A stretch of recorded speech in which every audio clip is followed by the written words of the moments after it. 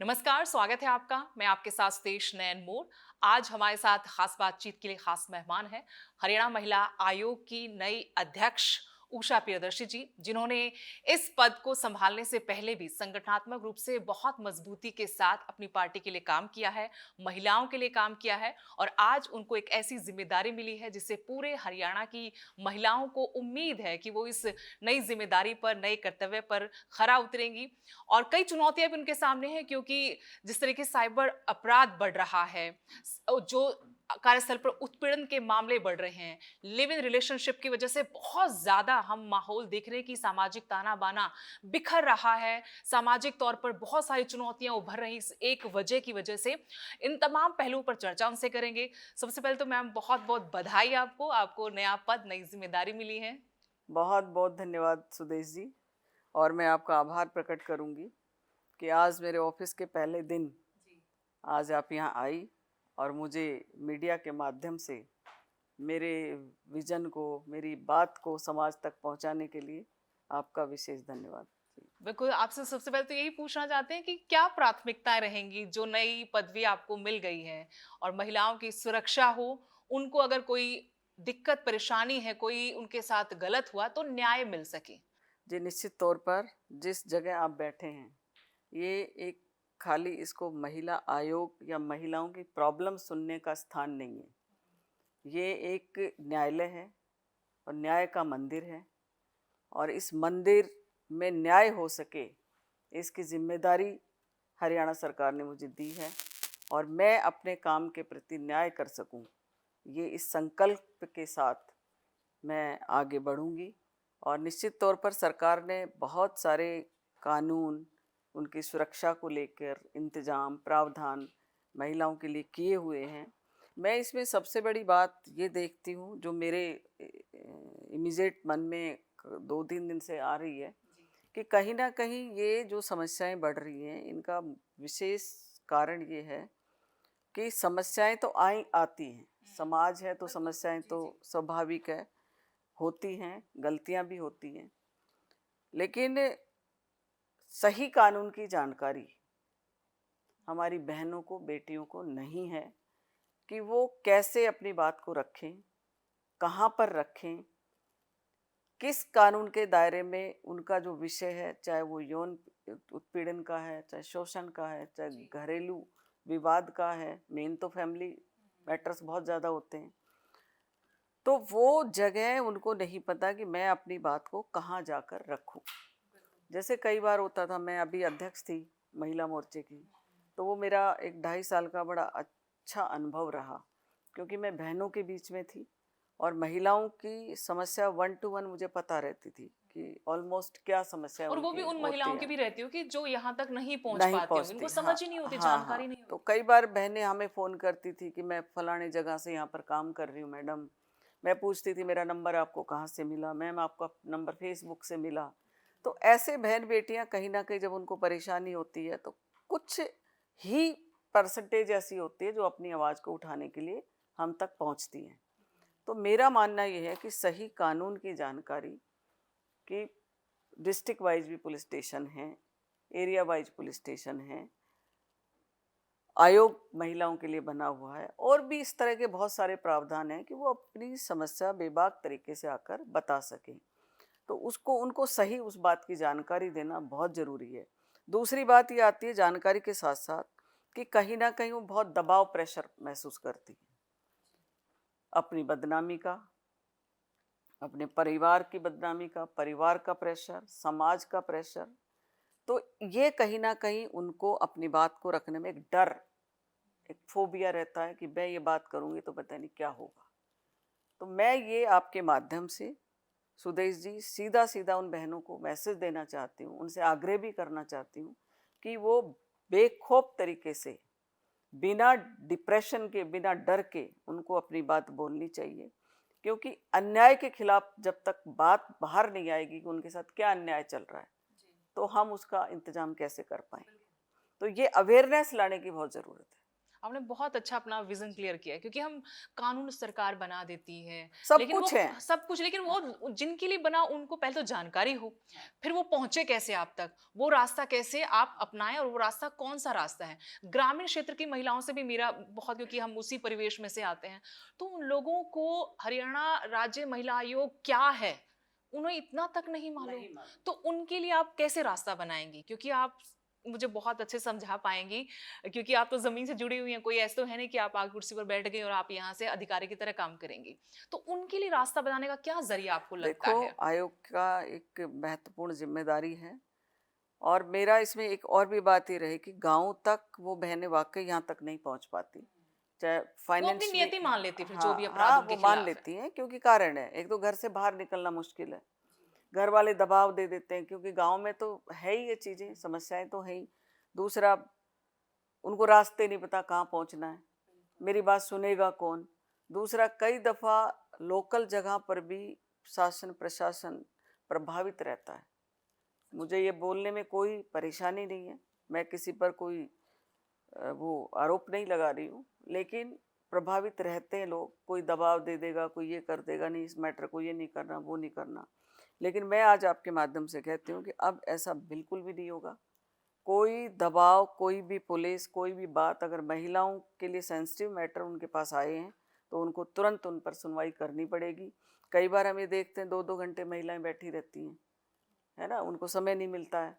कितनी हरासमेंट होती है। अगर मान लो गाँव से आई है, भूखी है, प्यासी है, कुछ चाय पानी है, वह मतलब ये सब चीज़ें भी एक बात है। तो कहीं न कहीं फिर वो परेशान हो जाती है, फिर वो दुखी हो जाती है, मैं जाऊँगी, मेरे को तो कोई सुनता नहीं है, मेरे को मुझे मेरी बात किससे कहनी है। तो उसके लिए एक बड़ा अवेयरनेस प्रोग्राम हम चलाएँगे, चाहे वो गाँव हो, चाहे वो शहर हो। लेकिन महिला आयोग पर यह भी आरोप लगता है कि कोई हाई प्रोफाइल अगर केस है, तभी वो एक्टिव दिखते हैं, बाकी मामलों पर नहीं। नहीं, ऐसा नहीं है। चाहे हाई प्रोफ़ाइल हो, हाई प्रोफ़ाइल क्यों बनाना? हाई प्रोफ़ाइल भी समाज ही बनाता है, हम ही लोग बना देते हैं। नहीं, हाई प्रोफ़ाइल क्या है? पर प्रॉब्लम तो चाहे कोई अमीर की बेटी है, चाहे कोई गरीब की बेटी है, बेटी तो बेटी है, ठीक है? और मैं बिल्कुल ऐसा नहीं होने दूँगी कि कोई केस हाई प्रोफ़ाइल है तो उसी की सुनवाई होगी, तभी मैं एक्टिव रहूँगी। मैं आज आपके माध्यम से बता रही हूँ, कल ही मैंने जॉइन किया है, आज सुबह ही मैं आकर अपने ऑफ़िस में बैठी हुई हूँ, और मैं हफ़्ते में 5 दिन नियमित रूप से कोशिश करूँगी, मैं अपने कार्यालय में बैठूँगी। अभी मैंने अपने स्टाफ को बोला है कि मेरे तुरंत प्रभाव से प्रोग्राम बना दिए जाएँ। मैं सब हेडक्वार्टर्स पर ज़िलों के जाना चाहती हूँ, और वहाँ क्या-क्या चीज़ें हैं हमारी बहनों से, जो भी व्यवस्था वहाँ बनेगी, पुलिस स्टेशन में पुलिस के जो लोग हैं उनके साथ बैठ कर के, जो भी हमने कुछ नई चीज़ें भी, जैसे एक तो मैंने आपको बताया स्कूल कॉलेज में एक काउंसलिंग प्रोग्राम चलाने का, जो डायरेक्ट संवाद की बात है।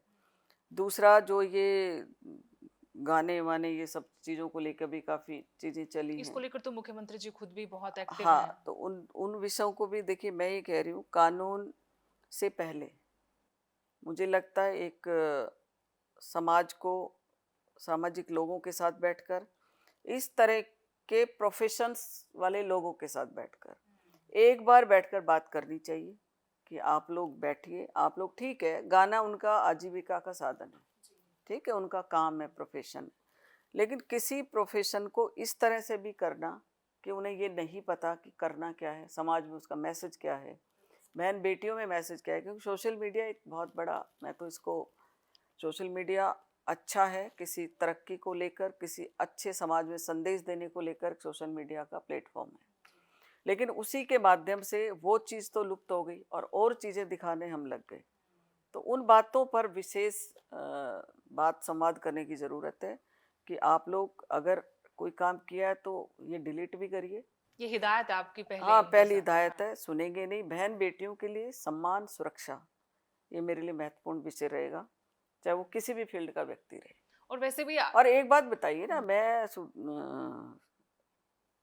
सुदेश जी, मैं ये कहती हूँ, अच्छाई दिखाने में क्या समस्या है? आप बुराई को बहुत जल्दी दिखाने लग जाते हो। आज ये बताओ ना, हमारे युवाओं में, युवतियों में परिवर्तन कितना आया है? वो उस चीज़ को देख के खुश होते हैं। वो जो गाली गलौज वहाँ जो फ़िल्मों में चलती है, मैं खुद अगर मेरी सुनो ना, मेरे को कितने साल हो गए फिल्म देखे, मैं नहीं कहती फिल्म नहीं देखनी, देखनी चाहिए, लेकिन खुद के मन में बड़ा दुख होता है कि वहां जाएंगे गाली गलौच ये वो। पैसे देकर गाली क्यों सुने? हाँ, मतलब बच्चे बैठते हैं, जी। अच्छा वो गालियां बच्चे दोस्तों में शुरू करेंगे, पहले तो फ्रेंड्स में शुरू करेंगे, फिर वो बाहर कहीं भी निकलती है। जब वो फैमिली लाइफ में आते हैं तो वो हैबिचुअल हो जाते हैं, फिर वो चीज़ें घर में भी दी जाती हैं। तो बिना गाली के भी फिल्में बड़ी अच्छी बनती हैं, पहले भी बनी है, एक सभ्यता संस्कृति भारत के संस्कारों का ध्यान में रखते हुए चाहे कोई गाना बनाए चाहे कोई फिल्म बनाए, इस बात का ध्यान रखना उनको चाहिए और रखना पड़ेगा। जब आपको नियुक्त नहीं किया गया था उस वक्त सोशल मीडिया, क्योंकि हम सोशल मीडिया का जिक्र कर रहे थे, एक सोशल मीडिया पर एक डिमांड ये आई थी लोगों की तरफ से कि जो नई अध्यक्ष होंगी हरियाणा महिला आयोग की, तो उनको प्रदेश के सामाजिक ताने बाने की समझ हो। और वो आपने बहुत अच्छे से बताया था कि भाई हमारे समाज में जो चीजें स्वीकार्य नहीं है तो वो नहीं हम होने देंगे। सबसे बड़ी डिमांड थी लोगों की, हमारा जो हरियाणवी कल्चर है, बहू बेटियों को लेकर जो हमारा समाज सोचता है, या जो हमारे आपस में जो रिश्ते हैं, कई केस बहुत आएंगे आपके सामने, सगोत्र विवाह का भी आ जाएगा, गांव गुहांड का भी आ जाएगा, तो उसमें भाईचारा इन्वॉल्व हो जाता है, हमारा समाज इन्वॉल्व होता है, भले कानून कुछ भी कहे। तो लोगों ने ये डिमांड रखी थी कि भाई इस समझ की कोई महिला आए इस पद पर। देखिए, मैं भी उसी विजन समाज आपने का क्लियर कर हिस्सा दिया। हूँ, हाँ जी। मैं कहीं बाहर से कहीं और से तो टपक के नहीं, उसी समाज का हिस्सा हूँ। ठीक है, उसी समाज में मैं रहती हूँ, बखूबी जानती हूँ, लोगों से बात करती हूँ, संवाद करती हूँ। महिला मोर्चा के नाते भी मेरे को बहुत अनुभव ये सीखने को मिला लोगों से कि क्या वास्तविकता है जीवन की।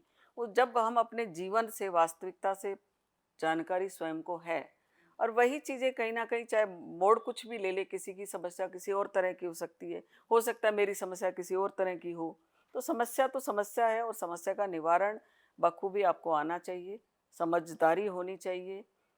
हम अपनी बातचीत में इतना सौहार्द, इतना अच्छा व्यवहार रखें। और मैंने तो आज ही एक मीटिंग लेके अपने लोगों से, स्टाफ के लोगों से कहा है कि कोई भी बहन बेटी इस दफ्तर में आए तो सबसे पहले उसको ये महसूस हो कि मैं एक अच्छी जगह आई हूँ, एक पवित्र न्याय के मंदिर में आई हूँ। ठीक है, उसको खाना पूछो, उसको पानी पूछो, उसको चाय पूछो, उसको तसल्ली से बिठाओ, फिर उसके मन की बात को तसल्ली से समझो, जानो, और उसका सही निवारण सही समय पर, मैं चाहती हूँ ऐसे मुस्कुराती हुई निकले।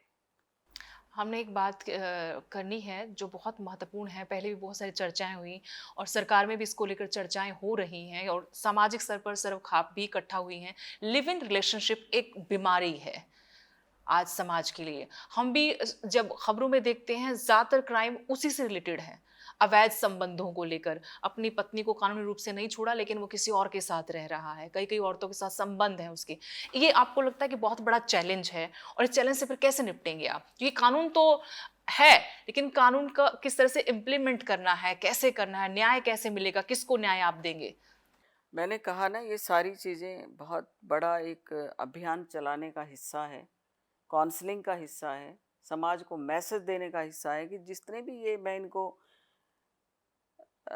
कुरीति कहूँगी, जैसे पहले हमारे यहाँ अंधविश्वासों के चलते घूंघट था, ये था, वो बड़े चैलेंज रहे थे पहले के टाइम में। युवतियों को घर में रहना है, बाहर नहीं निकलना है, ये सब चैलेंज ही था। आज कहीं ना कहीं उस चैलेंज से बाहर हम निकल कर आए हैं।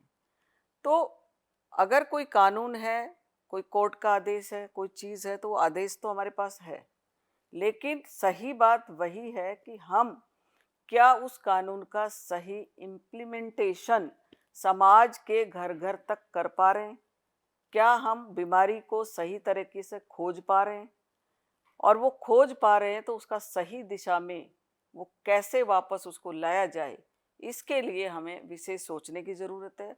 और इसमें खाली कानून और सरकारें कुछ नहीं कर सकती उषा जी, अकेली। इसमें भी दो बातें हैं। हाँ, एक तो है कि विवाहित हैं और तब वो लिव इन में है अपने पति या पत्नी को कानूनी तौर पर बिना छोड़े। दूसरा है कि बालिगों को तो सुप्रीम कोर्ट ने अधिकार दे दिया है, लेकिन उनके बच्चों को लेकर कोई ऐसा प्रोविजन नहीं है, या फिर वो आज आपके साथ हैं कल किसी के साथ चले गए तो सुपारी दे दी या वैसे मार दिया या फिर घरेलू हिंसा होती, वो कहाँ जाएं? इसको लेकर खाप पंचायतें भी कह रही कि सरकार के पास हम जाएंगे, इस पे कोई कानून बना जाए, जैसे उत्तराखंड में भी यूसीसी बनाया, उसी तर्ज पर चाहते कि एक कानून यहाँ पर बनना चाहिए। नहीं, बिल्कुल इस पर कानून बनाएंगे, और सीएम साहब से इस विषय पर हम पूरी तरह से बात करेंगे, और बढ़िया सॉल्यूशन दे करके इन चीज़ों पर मैं ये कहती हूँ कि मैं ये तो नहीं कहती कि मैं भगवान हूँ, जड़ से ख़त्म कर दूंगी, लेकिन कोशिश मेरी पूरी रहेगी कि ये जो बीमारी फैल गई है समाज के अंदर, इसे किसी हद तक इसको दूर कर पाएँ। इसके लिए आयोग पूरी तरह से चिंता करके और इस पर कानून बनाने का काम करे। लेकिन इसके अलावा एक और चैलेंज बहुत आता है, आपके सामने तो आएगा ही ज़ाहिर तौर पर, क्योंकि अब आपको नई ज़िम्मेदारी दी है कि बहुत सारे झूठे मुकदमे दर्ज करवाए जाते हैं महिलाओं की तरफ से। अब जो झूठे मुकदमे हैं और एक तरफ असल में पीड़िता है, उसको न्याय दिलवाया जाए, इससे कैसे निपटेंगे आप? देखिए, झूठा मुकदमे कहीं न कहीं इनपेशेंट बहुत हैं हमारे बहन-बेटियाँ भी। मतलब एक धैर्य की बहुत बड़ी कमी आ गई है। रीज़न है कि कॉर्पोरेट में काम करती हैं, बाहर निकल के काम करती हैं, ठीक है? कमाना, खाना, जीवन चलाने का एक हिस्सा है ना? वो करना चाहिए और वो ज़रूरी है, बहुत ज़रूरी है। लेकिन उसके साथ-साथ जब हमारे हाथ में पैसा आता है, तो हम अपने आप को कहीं न कहीं बहुत इंडिपेंडेंट महसूस कर लेते हैं। परिवार का जो एक रहता है टोकने वाला मुद्दा, और ये सब चीज़ें कहाँ से आई? ये सब चीज़ें बाहर से आई, ठीक है ना? पाश्चात्य सभ्यता या मैं ये टेलीफ़ोन है, सोशल मीडिया, इन सब का तकनीक इसलिए ज़रूरी थी कि देश आगे बढ़े। इनके माध्यम से हम कुछ अच्छा विशेष काम देश के लिए कर पाएँ, लेकिन इनका मिसयूज़ हो गया और बहुत बड़ा मिसयूज़ होने के कारण से अब ये चीज़ें बहुत ज़्यादा बढ़ गई हैं। लेकिन इनके लिए सही दिशा में काम करने के लिए समाज को आगे आना पड़ेगा। खाली सरकार से कुछ नहीं होगा, हमें अपनी मानसिकता में बदलाव लाना पड़ेगा, और वो मानसिकता में बदलाव तब आएगा जब एक पड़ोसी दूसरे पड़ोसी से भी इस बात पर डिस्कस करेगा कि तुम्हारे बच्चे हैं वो इस तरह की बात सोच रहे हैं, मेरा बच्चा है वो कहीं ना, पता है क्या, हम अपनी बात को छुपाते हैं। सबसे बड़ी बात है, अगर मेरा बच्चा कहीं भटक रहा है, कुछ है, तो हम छुपाते हैं उसको। देखिए, छुपाना नहीं है। आज थोड़ी सी दिशा भटकता युवक युवती, और उस दिशा के भटकते भटकते वो बड़ा कैंसर बन जाता है। और समाज के लिए भी और बहुत बड़ा समाज के खतरा लिए है तो फिर वो। इसलिए मैं बोल रही हूँ कि समाज, सरकार दोनों को मिलकर के इस तरह की बीमारी से छुटकारा तभी मिलेगा जब दोनों एक दूसरे का हाथ पकड़ेंगे।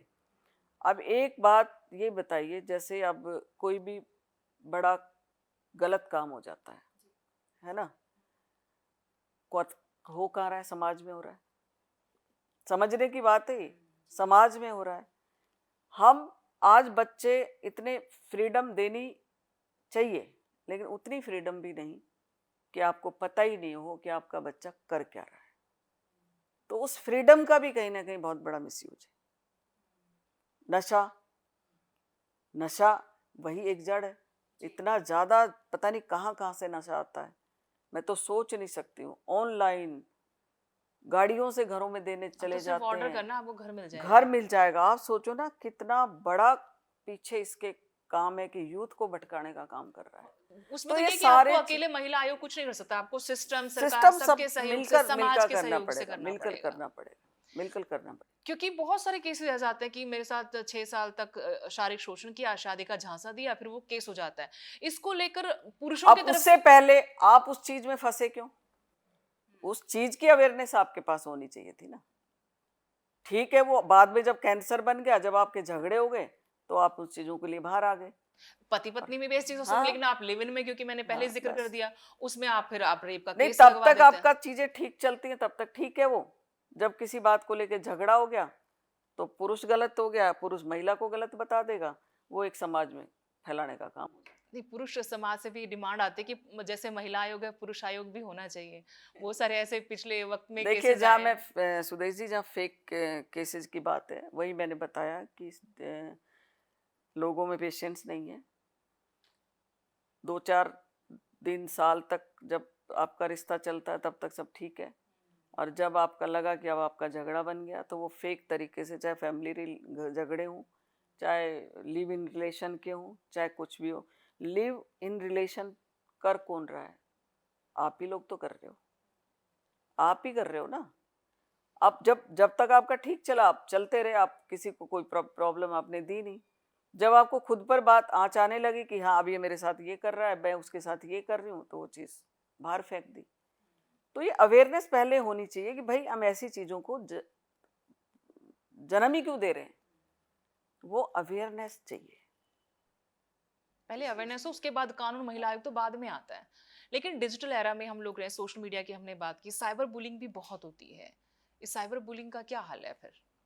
इसको लेकर कोई विजन है माइंड में, या क्योंकि मैंने बहुत जल्दी आपका इंटरव्यू कर लिया, बहुत जल्दी मैं आपसे ये सवाल देखिए, पूछ रही हूँ। विजन तो बनाने पड़ेंगे, विजन बहुत ज़रूरी है, माइंड में बहुत सारी चीज़ें भी हैं, करने का मन भी बहुत कुछ है, लेकिन खाली किताब में करना और उसको इम्प्लीमेंट कराना, उन दोनों में ज़मीन आसमान का फ़र्क है।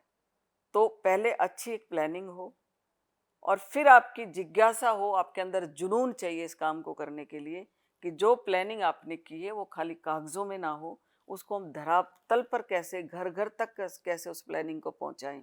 इसके लिए मैं आपको, आपके माध्यम से समाज को, लोगों को, सबको, बहन बेटियों को आश्वासन देती हूँ कि मैं निश्चित तौर पर इम्प्लीमेंटेशन पर विशेष ध्यान दूंगी। चलिए, बहुत अच्छी बात है, लेकिन मैं आपसे समझना चाहती हूँ, जिस तरीके से आप कह रहे कि मैं इतने काम करूंगी, इस तरह का आपका विजन है, आपने वो दुनिया के सामने, दर्शकों के सामने रख दिया है। लेकिन एक सवाल जहन में बार बार लोगों के आता है, मेरे भी जहन में आता है, कि महिला आयोग जो है उसके पास किस तरह के अधिकार हैं? वो क्या किसी पीड़िता को न्याय दिला पाता है, या सिर्फ वो कहीं एक मामले में गया, अपना दखल दिया और फिर सिफारिशें भर कर दी? नहीं, महिला आयोग के पास दबाव और सिफारिश, इसके अलावा क्या न्याय तक बात जाती है? बिल्कुल जाती है, बिल्कुल जाती है। न्याय दबाव मानना क्यों है, दबाव मानना क्यों है? पहली बात विषय ये है कि दबाव किसका मानना है। जब सरकार ने ये जगह बनाई है, लोगों को तकलीफों से बाहर, महिलाओं को निकालने के लिए जगह बनाई है, तो दबाव किस चीज़ का है? तो उषा प्रियदर्शी तो किसी का दबाव मानेगी नहीं, ये मैं आपको निष्पक्षता से बात कर रही हूँ। बिल्कुल दबाव यहाँ नहीं चलेगा। नहीं, किसी मामले में जैसे कहीं पर किसी बच्चे के साथ गलत हुआ या किसी महिला के साथ गलत हुआ, तो महिला आयोग की क्या भूमिका रह नहीं, हम सकती उसके है? न्याय के साथ चलेंगे, उसको न्याय दिलाने के लिए करेंगे। जो दोषी है उसको कड़ी से कड़ी सजा। हाँ, वही भूमिका मैं पूछ रही हूँ बिल्कुल, नहीं दर्शकों के नहीं, लिए, कि अगर किसी बिल्कुल महिला के साथ कहीं पर गलत हुआ, गलत तो वो हुआ कैसे तो, उम्मीद करे कि न्याय गलत आपसे हुआ मिले? तो आयोग महिला के साथ खड़ा है, और उसको पूरी तरह से न्याय जब तक नहीं मिलेगी तब तक आयोग चुप नहीं बैठेगा। और 100% हमें अपने ऊपर विश्वास है कि हम इस बात के लिए संकल्पित रहें। यानी जो हरियाणा राज्य महिला आयोग है, वो सिर्फ आयोग नहीं, न्याय का मंदिर न्याय आप का उसे बना मंदिर, मैंने सकते हैं। बोला नहीं, बनाया नहीं, न्याय का मंदिर मैं मानती हूँ।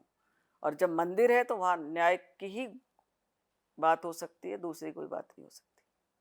चैलेंजिंग है ये रोल इस तरीके से भी कि हरियाणा में लगातार महिलाओं के प्रति अपराध बढ़ता जा रहा है। एनसीआरबी के नए आंकड़े हैं, उसमें थोड़ी सी गिरावट हम कह सकते हैं, थोड़ा सुकून है, लेकिन फिर भी अपराध कम नहीं हो रहा है। देखिए, दिन रात सरकार भी इस बात के लिए चिंतित है, हम भी चिंतित हैं, और मैं आपको बता रही हूँ, बार बार बता रही हूँ, ये सब अवेयरनेस के चलते बाहर की चीज़ों को बहुत ज़्यादा हमने अडॉप्ट कर लिया, उसके चलते समस्या पनपी है।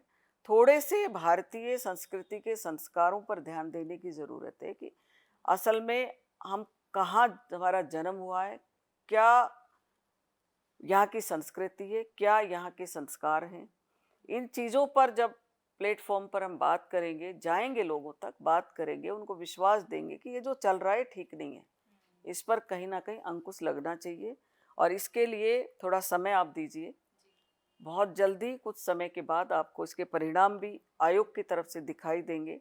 और हो सकता है 2-4 महीने में आप दोबारा मुझसे बात करने आएंगी, तब आप कह पाएंगे कि वाकई उषा प्रियदर्शी ने कुछ काम किए हैं, उनकी शुरुआत कर दी है, और वो काम जो विजनरी तौर पर हम बनाएंगे, प्लानिंग्स हैं, माइंड में बहुत सारी प्लानिंग्स हैं। और मुझे सबसे बड़ी बात है कि मुझे विश्वास अपने ऊपर है, ये पहले भी था, आज भी है, और पूरा कॉन्फिडेंट हूँ मैं कि मैं इस काम को बखूबी, बहुत अच्छे तरीके से, जो मेरे को एक गरिमा दी है, जो मेरे को जिम्मेदारी दी है, ये न्याय करने की जिम्मेदारी है, और मैं लोगों के साथ न्याय करूंगी। एक आखिरी सवाल मेरा आपसे उषा प्रियदर्शी जी, महिला आयोग में चेयरपर्सन वो तो सब लोगों को पता है कि आपको बना दिया गया है, लेकिन उषा प्रियदर्शी कौन है? एक बार जरा अपनी जुबान से बता दीजिए, कहाँ से आती हैं? क्योंकि गूगल में अभी ज्यादा इन्फॉर्मेशन आपके बारे में है नहीं, कि सिर्फ हरियाणा महिला मोर्चा की अध्यक्ष आप रही हैं, राजस्थान में आपका जन्म हुआ है। अगर आप थोड़ा अपने वो बारे में कम बता है क्या? दें, नहीं थोड़ा अपने बारे में बताएंगे तो लोगों को थोड़ा सा जानकारी जरूरी है पहुंचने की, नए चेहरे आए हैं, नई पदवी मिली है, नहीं, कौन है आखिर? मैं कोई नई नहीं हूँ। मैं राजस्थान में, ठीक है, मैं पैदा हुई हूँ और राजनीतिक पृष्ठभूमि मेरे रही है। मेरे फादर कैबिनेट मिनिस्टर रहे हैं राजस्थान में और उन्हीं की प्रेरणा से मैं यहाँ तक पढ़ी हूँ और उनकी कैसे उन्होंने अपनी शुरुआत की वो मैं बखूबी जानती हूँ, क्योंकि मैं तो छोटी थी और मेरे फादर बहुत जल्दी 18-19 साल में ही सोशल एक्टिविटी में अपने को इन्वॉल्व उन्होंने कर लिया था। मेरे दादाजी एक बीडीओ के ड्राइवर होते थे, तो बहुत ही लो फैमिली से शुरू हुआ, धीरे धीरे ठीक है, पापा ने मेहनत करी, सब चीज़ें ठीक ही, हमारा पालन पोषण बहुत अच्छे ढंग से उन्होंने किया। और उसके बाद मेरी शादी 89 में हुई, गुरुग्राम में, हरियाणा में। तो 89 में शादी हुई, तो लगभग 37 साल का जीवन तो मेरा हरियाणा के लोगों के साथ बीता है। तो हरियाणा की पृष्ठभूमि ही मेरे लिए मंदिर है और यहीं पर मैं तो कहती हूँ शादी थोड़ी जल्दी हुई थी, तो पल बढ़कर मेरा तो जीवन यहीं शुरू हुआ है और एक अच्छे घर में मैं आई, परिवार में, शिक्षित परिवार है, फ्रीडम फाइटर का परिवार है। मेरे दादा ससुर पंडित छोटे लाल जी, उन्होंने आज़ादी के समय लड़ाई में उनका सहभागिता रही। पटौदी मोजाबाद में मेरा ससुराल है, लेकिन मेरी शादी जब मैं हुई थी तो परिवार गुरुग्राम में ही रहता था, बहुत ज़्यादा गुरुग्राम बसा भी नहीं था। बहुत स्ट्रगल, क्योंकि मैं शुरू से ही स्वाभिमानी रही हूँ और शादी के बाद बिल्कुल मैंने मायके की तरफ नहीं देखा, बिल्कुल नहीं देखा। लोग आज मुझे कहते होंगे कि भाई ये राजनीतिक परिवार से विरासत में, मुझे कुछ विरासत में नहीं लिया, मैंने खुद कुआं खोदा, पानी पिया, ठीक है। मैं बहुत ज़्यादा, मैं उन महिलाओं में से हूँ कि, और मैं लोगों को भी, बहनों को भी बताना चाहूँगी कि जब आपकी शादी हो जाती है तो आपके मन में एक दृढ़ निश्चय होना चाहिए कि हाँ अब मेरी शादी होगी, मैं इस परिवार में आ गई, यही परिवार मेरे लिए सब। मैं नहीं कहती माता पिता को भूलो, लेकिन जब थोड़ा सा ध्यान वहां से हटाकर जब इस परिवार को अपनाओगे तो किसी तरह की हर्डल मुझे लगता है आएगी नहीं। ये बड़ी सीख है, पहले भी देते थे आज भी, लेकिन आज थोड़ा बदल गया है। और मायके में कहते नहीं हैं नहीं, बदल इसलिए गया है ना, ज्यादा मौन नहीं रखना चाहिए मायके बदल में। इसलिए गया है, मोह तो आज ज्यादा रखती हैं। वही मैं कह रही हूँ कि मुंह ज्यादा नहीं रखना चाहिए, हाँ, ये ताकि आप क्या, अपना नहीं ससुराल नहीं, में। इसका कारण है, मैं उन माताओं को भी कहना चाहूंगी और उन बेटियों को भी कहना चाहूंगी कि माँ ने जब बेटी की शादी कर दी, माँ भी तो कहीं कहीं आई थी, बेटी की शादी कर दी, तो थोड़ा सा स्पेस उसको दो कि वो उस परिवार में का हिस्सा बने, उस परिवार को एडॉप्ट कर सके, उस परिवार के प्रति, ये भी मेरे धर्म के माता पिता हैं, और जब ये चीज़ आएगा तो वो परिवार भी उसको बेटी की तरह से संभालेगा, मानेगा। लेकिन इसीलिए मैं कह रही हूँ हमारी जिम्मेदारी है कि हम अपनी बेटियों को ज़्यादा पूछताछ, बहुत ज़्यादा ऐसे ना करें। जब नॉर्मल चीज़ें चल रही हैं तो चलने दीजिए ना, क्यों पूछते हो तूने क्या खाया, तूने क्या पहना, तू कमजोर हो गई, तेरी सास तेरे से क्या कहती है। एक बात बताओ, जब हम गलती घर में, अपने घर में करते हैं तो क्या हमारी माँ डांटती नहीं थी? माँ डांटती थी ना, फादर भी डांटते थे।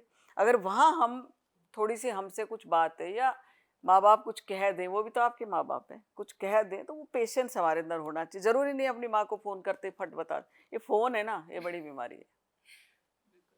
तो ये थोड़ा थोड़ा चेंजेस समाज के अंदर लाने की हर व्यक्ति को जरूरत है। बेटी के प्रति माँ बाप का ध्यान होना चाहिए, उन कंसेंट माँ बाप हमेशा रहता है, लेकिन अगर आपने शादी कर दी है तो स्पेस उसको देना चाहिए। बिल्कुल ना पूछे तेरे घर में आज क्या सब्जी बनी है, तूने क्या खाया है, तेरे को आज क्या करना है, क्यों पूछना है? अब वो चली गई है, उसको वहां के सिस्टम में वक्त लगता है वैसे भी कर ढलने लेना। में, क्योंकि हम हाँ भी तो हाँ, अपना घर छोड़ के आए हैं। वक्त और तभी जहाँ तो लगेगा जब वक्त आप देंगे। 20-25 साल जहाँ रहे, उससे एकदम हाँ से कोई बटन तो नहीं दबाया और आप वहां पर आप हाँ इन्वॉल्व हो गए, तो उसमें वक्त लगता है। हाँ, राजनीति वाली बात आपने बहुत अच्छी की कि राजनीति में आप अपने बूते हैं, मैं बलबूते कुआं पे खोद हूँ। कर पानी पिया फिर है। मैंने लेकिन गुरुग्राम, बाकी महिलाएं अगर राजनीति में आना चाहें। नहीं पहले मैं अपनी बात को पूरी कर जी दूं। जी। फिर मैंने गुरुग्राम में आकर के मैंने वहाँ स्ट्रगल किया, मैंने स्कूल खोला, बहुत एक किराए के घर में, 90 में। उठाना हुआ था आपने कि मैंने अपना कुछ करके हाँ, दिखाना अपना है? कुछ करना है। मेरे हस्बैंड उस समय पढ़ रहे थे, अच्छा। ठीक है। मेरे ससुर टीचर थे। और मैं ये इसलिए बता रही हूँ कि बहुत ज़्यादा लोगों को पता नहीं है। आज उनको लगता है मुझे देख कर कि ये तो पता नहीं कैसे बड़े सिस्टम से ऐसे ऐसा कुछ क्योंकि था नहीं। बैकग्राउंड चेक करते लोग कि किनके परिवार से हैं हाँ, तो महिलाएं, बस तो उसी से जी जोड़ते जी हैं। जी जी। लेकिन असलियत क्या थी वो किसी को नहीं पता। तभी मैंने ये सवाल आपसे पूछा। लेकिन गुरुग्राम के बुजुर्ग लोग मुझे अच्छी तरह से जानते हैं, समझते हैं। मैं शुरू से ही सामाजिक गतिविधियों में रही हूँ और उन लोगों को मालूम है कि उषा प्रियदर्शी ने कितनी मेहनत की है, कितनी किस तरह से स्टेप बाय स्टेप आगे बढ़ी है। मैंने खोया कुछ नहीं, मैंने पाया बहुत कुछ। और धीरे धीरे करके स्कूल चला, फिर बहुत अच्छा चला दिया। घर में जाती थी लोगों को बोलने कि मेरे स्कूल में आप बच्चे भेज दो, सच में। फिर उस समय क्या होता था, महिलाओं की हिम्मत नहीं होती थी खुद डिसीजन ले लें। हमारे वहाँ गुरुग्राम में मारुति जैसी फैक्ट्री में बहुत काम करते थे, वो रात को आते थे। तो फिर मुझे कहते आप ऐसा करना जी, मेरे पति से बात करना, वो रात को आएगा। आप मानेंगे मैं 9-9 10-10 बजे भी वहाँ गई हूँ उनके पति से बात करने कि आप मेरे स्कूल में बच्चे भेज दो। घर घर जा करके फिर वो स्कूल चला, 150-200 बच्चे हो गए। थोड़ा सा हौसला बढ़ा, काम चलने लगा। और उसके बाद आज ईश्वर की दया है कि अच्छा एक एजुकेशन हब गुरुग्राम के अंदर हमने तैयार किया हुआ है। पूरी फैमिली के अपने अपने हमारे 10-12 स्कूल गुड़गांव में हैं और सब अच्छे लेवल पर चल रहे हैं। लेकिन ये हुआ तब जब मेहनत की और सेल्फ मेड, किसी का कुछ नहीं है। आज ठीक है, हस्बैंड भी लॉयर हैं, सब बच्चे परिवार सारा है। और परिवार की बड़ी भूमिका इसमें रहती है। मेरे हस्बैंड की बड़ी भूमिका रही, उन्होंने मुझ पर विश्वास किया, मुझे प्लेटफॉर्म दिया, कभी रोका नहीं कि क्या करना है क्या नहीं करना है। तो जब आपको कंफर्ट परिवार से मिलता है तब आपका विजन जो है वो कहीं ना कहीं फलीभूत होता है। मजबूती भी परिवार से ही परिवार आते से हैं। आती है। महिला के लिए आसान नहीं, पहले उसे अपने घर की दहलीज लांघनी होती है, पहले एक लड़ाई अपने अंदर, फिर माता मेरे मायका मेरे लिए प्रेरणा था, ससुराल मेरे लिए इम्प्लीमेंटेशन थी। जी। लेकिन महिलाएं राजनीति में बहुत कम है, अब तो फिर भी थोड़ा बहुत नजर आती हैं। और कहते हैं कि महिलाओं के लिए राजनीति अच्छी चीज नहीं है, एक माइंडसेट ऐसा है लोगों का। और वहां महिलाएं ज्यादा से ज्यादा आए, ज्यादा से ज्यादा भागीदारी हो, वो कानून के रूप में ही क्यों हो, वैसे भी हो, सामाजिक रूप से भी हो, या फिर राजनीति की तरफ से भी, राजनीतिक पार्टियों की तरफ से भी हो। देखिए, पहले महिलाएं राजनीति से डरती थी, नहीं आती थी। मेरा अनुभव, मेरा एक्सपीरियंस ये कहता है आप सही दिशा में काम करें। अगर आप घर से निकली हैं, घर में ये बोला कि मैं पॉलिटिक्स करने जा रही हूँ, घर वालों ने आपको इजाज़त दी है जाइए, है ना। बहुत कुछ हमारे अपने ऊपर डिपेंड करता है। मैं आज ये कहती हूँ राजनीति बहुत अच्छी चीज़ है।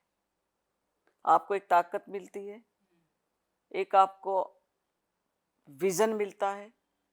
घर के को तो आप संभालती है, महिला कोई कमजोर तो है नहीं। जो बच्चे पैदा करती है, परिवार को संभालती है, सब कामों को करते हुए। और जब वो घर से बाहर निकलकर, चाहे वो कोई काम की फील्ड हो चाहे वो पॉलिटिक्स हो, आपके अंदर सेल्फ अपना एक मकसद होना चाहिए कि मुझे किस तरह की पॉलिटिक्स करनी है, मुझे किस तरह के लोगों से संपर्क करना है, किस तरह के लोगों में बैठना है। वो माइंडसेट आपको रखना होगा।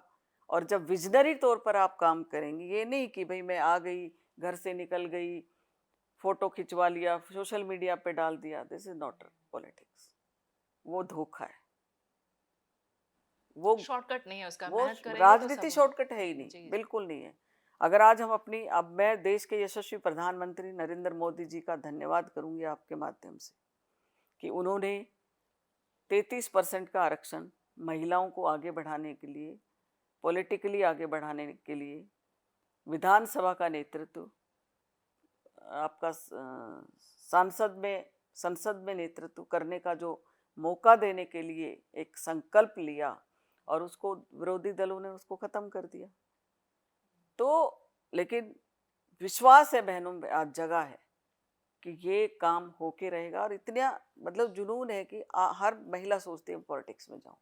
तो एक बड़ा प्लेटफॉर्म, एक बड़ा रास्ता महिलाओं के लिए खुला है। नहीं, हरियाणा लेकिन में तो इस विजन, लिहाज से भी ठीक है कि अर्चना गुप्ता मैं जी भी बता आ उसी गई, बात महिला पे आ आ गई। रही हूँ, ये विजन आपको सेट करना है कि आप पॉलिटिक्स में करने क्या आई है। क्या आप एक समाज को सही दिशा करने की और आपने अपना कदम बढ़ाया है, उस काम को आगे बढ़ाने के लिए आई है, या आप अपने आप को एक्सप्लोर करने के लिए आइए। ये विजन आपको तय करना पड़ेगा कि आप अब यहीं पर एक मैं अगर बात करूँ पूरे देश के अंदर मोदी जी ने संगठन का इतना बड़ा दायित्व, इतनी बड़ी जिम्मेदारी क्यों दी अर्चना जी को? आपने भी देखा होगा अर्चना जी दिन रात काम करती थी, मेहनत करती थी। ये कोई ऐसे ही थाली में परोस के नहीं देता, संगठन काम देखता है, मेहनत देखता है। आज वो इतना बड़ा सम्मान नारी शक्ति को यहाँ हरियाणा के अंदर दिया है, ये बहुत बड़ी बात है।